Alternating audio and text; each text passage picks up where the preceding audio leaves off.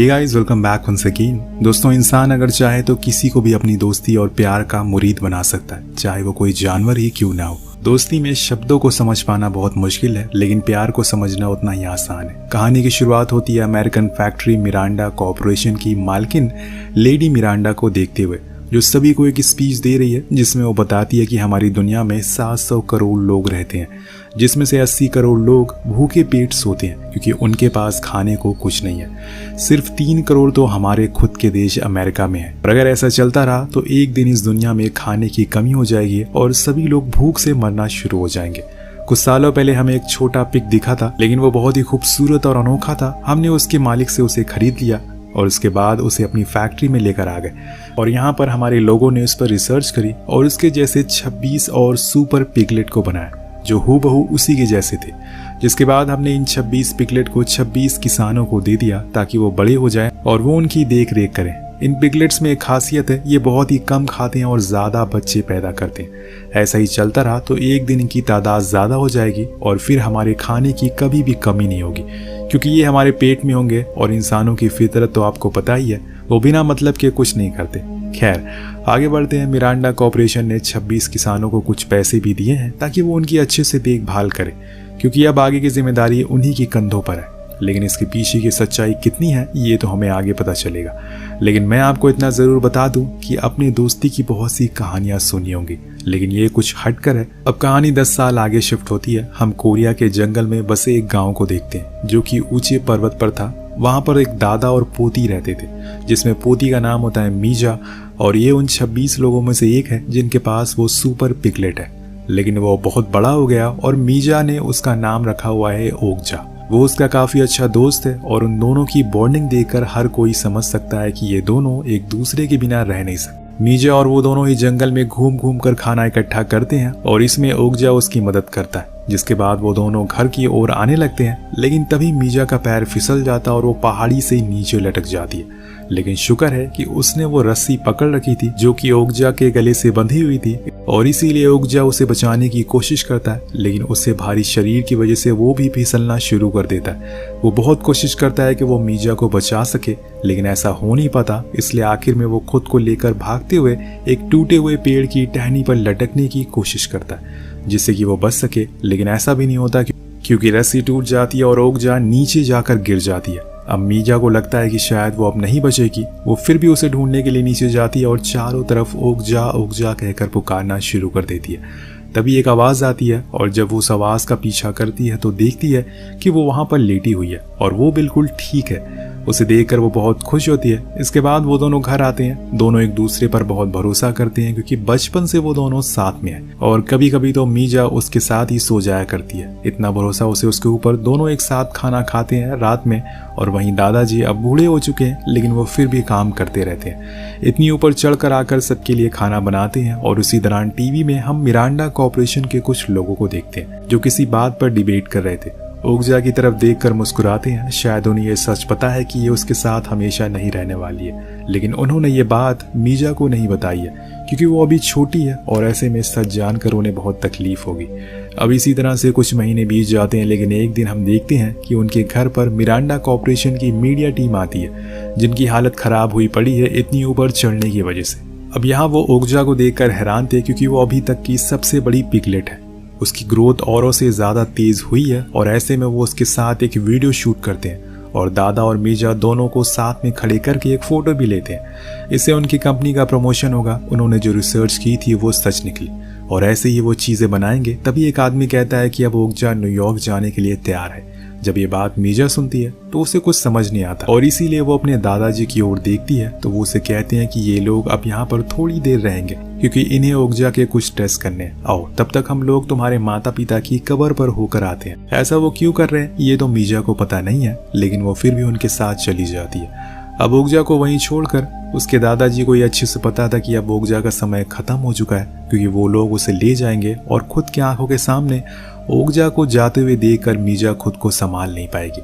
इसलिए वो उसे यहाँ से दूर लेकर आ गए हैं। यहाँ वो उसे सब सच बता देते हैं और कहते हैं कि तुम अब बड़ी हो गई हो, तुम्हारी मॉम चाहती थी कि तुम शहर जाकर एक डॉक्टर बनो और फिर बड़े होकर किसी अच्छे लड़के से शादी कर लो।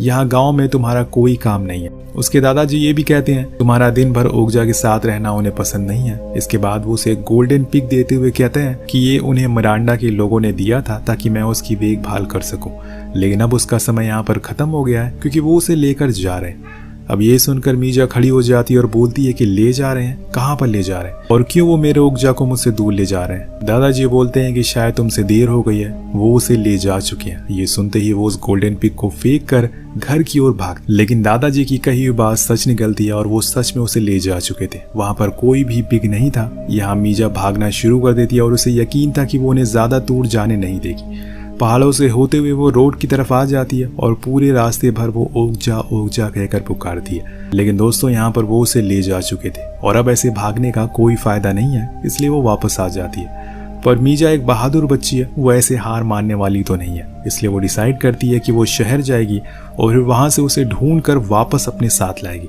वो अपने बचपन से जोड़ रहे पैसों के गुल्लक को तोड़ देती है क्योंकि ये पैसे उसके लिए ओगजा से बढ़कर नहीं है, लेकिन वहाँ दूसरी तरफ मिरांडा कॉर्पोरेशन वाले लोगों के लिए ओगजा सिर्फ एक मीट का टुकड़ा है जिसका पहला सैंपल वो लोगों को टेस्ट कराएंगे ताकि उनकी डिमांड बढ़ सके। और हर चीज के दो पहलू होते हैं, यहाँ पर ये कुछ ऐसा ही है। उसके शहर जाने से दादाजी खुश नहीं थे क्योंकि वो नहीं चाहते कि मीजा किसी भी मुसीबत में फंसे, लेकिन मीजा नहीं मानती और रात में ही निकल जाती है अपने दोस्त को ढूंढने के लिए। वो सियोल शहर पहुंचती है जहां पर बने मिरांडा कॉर्पोरेशन के ऑफिस में उनके लोगों से बात करने की कोशिश करती है, लेकिन वो उसे अंदर ही नहीं आने देते। तो मीजा गुस्से में आकर एंट्री का गेट ही तोड़ देती है और फिर ऑफिस के अंदर घुस जाती है जहां वो ओगजा को ढूंढने की बहुत कोशिश करती है और उसकी ये कोशिश कामयाब भी होती है। वो लोग ओगजा को अमेरिका ले जाने के लिए एक ट्रक में बैठा रहे होते हैं, पर वहां तक पहुंचने के लिए मीजा को बहुत सारे गार्ड से बचकर जाना होगा, लेकिन जब तक वो वहां पहुंचती है बहुत देर हो जाती है क्योंकि वो ट्रक जा चुका था। लेकिन मीजा नहीं रुकने वाली थी, वो उसके पीछे भागना शुरू करती है और फिर एक रेड लाइट आने पर वो उसके ऊपर चढ़ जाती है, लेकिन वो ट्रक रुकने का नाम ही नहीं ले रहा था, इसलिए वो अभी तक ओगजा तक पहुंच नहीं पाई थी। लेकिन जैसे ही वो ट्रक एक टनल के अंदर जाती है तभी एक और ब्लैक कलर की ट्रक आकर उसके सामने रुक जाती है जिसमें से कुछ मास्क मैन निकलते हैं। दरअसल ये लोग एक ऐसे ग्रुप का हिस्सा थे जो जानवरों पे हो रहे अत्याचारों को रोकते थे और इनकी एक पूरी फेडरेशन होती है। वो चारों ओर से उस ट्रक को घेर लेते हैं और जितने भी उसके अंदर लोग थे उन्हें बेहोश करके भी वहां पर ओगजा जो बाहर निकलती है, लेकिन यहाँ उसे समझ नहीं आ रहा था कि असल में ये सब हो क्या रहा है, इसलिए वो इधर उधर भागना शुरू कर देती है।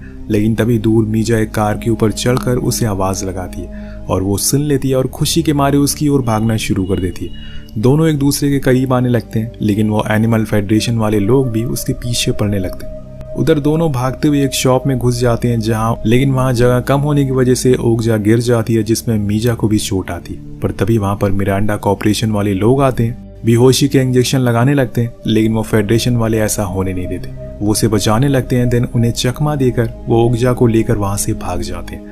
अब ट्रक के अंदर मीजा को बहुत सी ऐसी चीजें जानने को मिलती है जो उसे कभी पता ही नहीं थी, जैसे कि ओगजा का जन्म उसके गांव में नहीं बल्कि अमेरिका की एक लैब में हुआ है जहां पर मिरांडा कॉर्पोरेशन के लोगों ने उसके ऊपर कुछ ऐसे एक्सपेरिमेंट किए हैं जिससे कि वो जल्दी बड़ी हो सके, लेकिन इसमें उसकी जान को बहुत खतरा है। और ये सब सुनकर मीजा को ओगजा के लिए प्यार और बढ़ जाता है और वो उसे गले से लगा लेती है, जिसे देखकर वहां मौजूद सभी लोगों की आंखें नम हो जाती है। इसके बाद एक आदमी मीजा को बताता है कि मिरांडा के लोग तुम जैसे किसानों को सिर्फ अपने मतलब के लिए इस्तेमाल करते हैं और ऐसा उन्होंने इसलिए किया कि वो ऐसे और पिग बना सके और इसके मीट को लोगों को खिला सके। लेकिन जब उनके कस्टमर को पता चलेगा कि वो असल में फिगमेंटेशन वाले मीट को खा रहे हैं तो उनकी सेहत खराब हो सकती है और न जाने ऐसे कितने जानवरों की बलि दी जाएगी खुद के फायदे के लिए। ये सब गलत हो रहा है, इसलिए हमें कुछ करना चाहिए। और इसीलिए वो एक कैमरे को ओगजा के कानों में लगा देता है ताकि वो देख सके कि असल में मिरांडा कॉर्पोरेशन में क्या होता है। और अब ये देख सकते हैं कि इनके पीछे शहर की पूरी पुलिस पड़ चुकी है और ऐसे में वो खुद को बचाने के लिए एक नदी में कूदकर भाग जाते हैं। लेकिन मीजा ओजा को अकेले छोड़कर नहीं जाना चाहती, इसलिए वो उसके साथ ही रहती है। लेकिन ये फैसला उसके लिए सही होगा या फिर गलत, ये उसे भी नहीं पता। कुछ ही देर बाद इन्हें पकड़ लिया जाता और सियोल की जेल में डाल दिया जाता। लेकिन अगली सुबह ये खबर आग की तरह फैल जाती है कि मिरांडा कॉर्पोरेशन के लोगों ने एक पिग को उसके ओनर से जबरदस्ती छीन लिया है और उनके ऊपर एनिमल फेडरेशन वालों ने रेड भी मारी है। और ये खबर फैलते ही उनके शेयर गिरना शुरू हो जाते हैं और इससे उनका करोड़ों का नुकसान होता है। मिरांडा इन सबसे बहुत परेशान हो चुकी थी और इसलिए वो एक चाल चलती है। वो पहले तो मीजा के दादाजी को यहाँ पर बुलाती है ताकि वो उसे ये सब करने से रोक सके, लेकिन ऐसा ना होने पर भी वो उन दोनों को न्यूयॉर्क ले जाने के लिए मान जाते हैं ताकि वो लोगों के अंदर एक सिंपैथी ला सकें कि उनके पिग और पिग की तरह बिल्कुल नॉर्मल है। और उन्होंने मीजा और उसके दादाजी से इस पिग को खरीदा है जैसे कि उन्होंने औरों से खरीदा, लेकिन सच्चाई इससे परे होती है जो कि एनिमल फेडरेशन वालों को पता थी।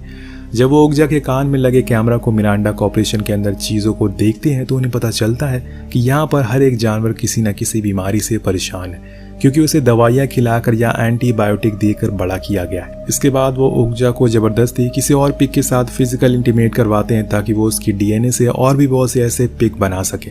लेकिन यहाँ एनिमल फेडरेशन वाले जो कुछ भी देखते उससे उनके रोंगटे खड़े हो जाते हैं। वो ऐसा ओगजा को तकलीफ में देखकर बहुत गुस्से में थे, लेकिन यहाँ ये सब खत्म नहीं होता।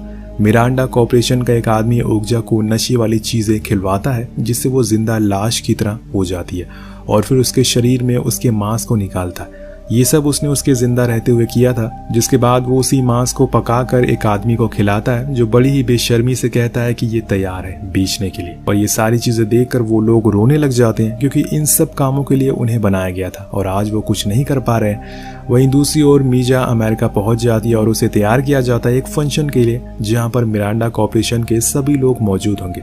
वो अपने इन पिग की कीमत की रेट और उसकी क्वालिटी के बारे में बताएंगे जो कि इंसानों को जल्दी बूढ़ा नहीं होने देगी।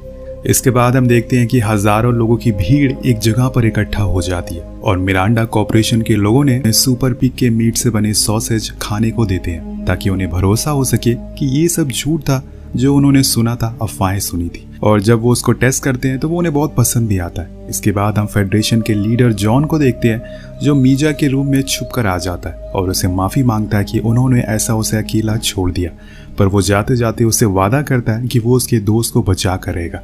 इसके बाद हम स्टेज पर लूसी मिरांडा आती है जो अपने इस सुपर पिग वाले आइडिया को सबके साथ शेयर करती है, उन्हें इसके फायदे गिनाना शुरू कर देती है। जिसके बाद वो मीजा को स्टेज पर बुलाते हैं और कुछ ऐसी बातें लोगों के साथ शेयर करते हैं जिससे उन्हें लगे कि मीजा यहाँ पर बहुत खुश है और वो उन्हें काम में उसकी मदद भी कर रही है। कुछ देर बाद वहाँ पर ओगजा को भी बुलाया जाता है जिसकी आंखें पूरी तरह से लाल थी और वो सही से चल भी नहीं पा रही थी। मीजा समझ जाती है कि ओगजा के साथ इन्होंने कुछ तो करा है, इसलिए वो उसके पास जाती है। लेकिन यहाँ पहली बार ओगजा मीजा के ऊपर हमला कर देती है और वहां से भागने की कोशिश करती है। तभी जॉन वहां लगी बड़ी सी टीवी स्क्रीन पर वो रिकॉर्डिंग चला देता है जो उसने ओगजा के कानों में लगे कैमरा से रिकॉर्ड करी थी। और इस रिकॉर्डिंग में सभी दिख रहा था कि कैसे उन्होंने बीमार जानवरों के मीट को खिलाकर उन्हें मारने की तैयारी की जा रही है और कैसे जानवरों को तकलीफ दी जाती है।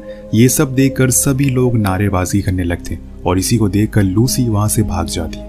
पर ओगजा अब काबू में नहीं थी, इसलिए जॉन उसे मजबूरन शांत करवाने के लिए उस पर वार करता है, लेकिन मीजा उसे रोक लेती है। फिर उसके पास जाती है और उसके साथ प्यार से बात करती है, उसे समझाती है कि वो चुप हो जाए, ऐसा वो और लोगों को चोट ना पहुंचाए। अब सालों से साथ रह रहे दोनों एक दूसरे की बातों को समझते हैं, इसलिए वो शांत हो जाती है और अब उन्हें ऐसी जगह से निकलना है जिसमें उनका साथ जॉन देता है। लेकिन तभी वहाँ स्पेशल कमांडो आ जाते हैं जो कि मिरांडा कॉर्पोरेशन के लिए काम करते हैं और वो उन सारे एनिमल फेडरेशन वालों को एक एक करके पकड़ने लगते हैं। इसके बाद हम लूसी मिरांडा की ट्विन को देखते हैं जो कि इन कमांडोज की हेड थी। वो लूसी से कहती है कि कल से ही प्रोडक्शन स्टार्ट करवा दो, किसी भी पिग को छोड़ना मत। और यहाँ हम देख पाते हैं कि जूली अपनी बहन लूसी से ज्यादा जल्लाद है। लेकिन अब मीजा, जॉन और ओगजा तीनों ही इनकी पकड़ में आ चुके हैं। कुछ समय के बाद ये जैसे तैसे उस जगह पर पहुंच जाते हैं जहाँ पर कई सारे पिग एक साथ बंधे हुए थे क्योंकि आज इन्हें मारा जाने वाला। लेकिन मीजा यहाँ पर ओगजा को आवाज लगाती है, पर जब वो अंदर जाती है तो देखती है कि उसके ओगजा को बस मारने ही वाले हैं ये लोग। और ये देखकर वो अपनी और ओगजा की बचपन की फोटो दिखाती है, लेकिन वो फिर भी नहीं रुकता। असल में दोस्तों यहाँ पर मीजा को इंग्लिश नहीं आती थी, इसलिए वो उसकी कोरियन भाषा समझ नहीं पाता। लेकिन यहाँ तभी जूली अपने लोगों के साथ पहुंच जाती है और जॉन और उसके साथियों को पकड़वा देती है। तभी उसका एक आदमी उसे बताता है कि ये मीजा है, इसने हमारे सुपर पिग में से एक पिग को पाला है, वो अभी तक का सबसे अच्छा है। तो जूली फौरन कहती है कि अभी तक वो जिंदा क्यों, उसे भी मार दो। लेकिन जॉन उसे ऐसा करने से मना करता है और बोलता है कि तुम्हारे पास इतने सारे पिग है, तुम उन्हें मार सकती हो, पर इसे छोड़ दो क्योंकि इसमें एक बच्ची की जान बचती है। लेकिन दोस्तों जूली को सिर्फ पैसों से मतलब था। यह मीजा कोरियन भाषा में कहती है कि तुम इसे क्यों मारना चाहती हो। उसका साथी इसे ट्रांसलेट करके उसे बताता है तो वह जवाब में कहती है कि इसके अंदर कुछ नहीं है सिवाय मीट की, तुम इसके लिए इतनी टेंशन क्यों ले रही हो, तुम भी इसके मीट को एंजॉय करना। लेकिन मीजा ऐसा नहीं चाहती, इसलिए वो उसकी तरफ वही गोल्डन पिग फेंकती है और कि मैं इसके बदले में ओगजा को खरीदना चाहती हूँ। अब दोस्तों उस गोल्डन पिग की बहुत कीमत होती है, इसलिए वो मान जाती है और ओकजा को ले जाने को बोल देती है। लेकिन यहाँ जब मीजा, जॉन और ओकजा तीनों जा रहे होते हैं तो बीच में एक पिग अपने 2 बच्चों को उनकी तरफ फेंक देता है ताकि वो उनकी रक्षा कर सके। ये सीन अभी तक की इस कहानी का सबसे इमोशनल सीन होता है। दरअसल वो दोनों माता पिता नहीं चाहते थे कि उनके बच्चे यहाँ बड़े हों और उन्हें भी मार दिया जाए, और इसीलिए वो उन्हें मीजा को देने लगते हैं। वो उसके पीछे पीछे आने लगते हैं और मानो वो मीजा को अपनी भाषा में अपने बच्चों की जान बचाने की कह रहे हो। वो उसके पीछे पीछे आने लगते हैं और मानो वो मीजा को अपनी भाषा में अपने बच्चों की जान की भीख मांग रहे हो। ओकजा उन दोनों बच्चों को अपने मुंह में दबा लेती है और फिर वो वहां से चले जाते हैं। लेकिन उनके जाने के बाद मिरांडा के लोग एक एक करके सभी जानवरों को मार देते। अब 3 महीने बाद का समय देखते हैं जहाँ पर अब ओकजा और मीजा दोनों अपने गाँव आ गए। वहाँ वो खुशी खुशी रह रहे हैं और उनके साथ वो 2 बच्चे भी हैं जो कि धीरे धीरे अब बड़े हो रहे हैं। और इसी के साथ ये कहानी यही खत्म हो जाती है। वेल, आपको कहानी कैसे लगी नीचे कमेंट करके जरूर बताएगा। मिलते हैं अगली वीडियो में।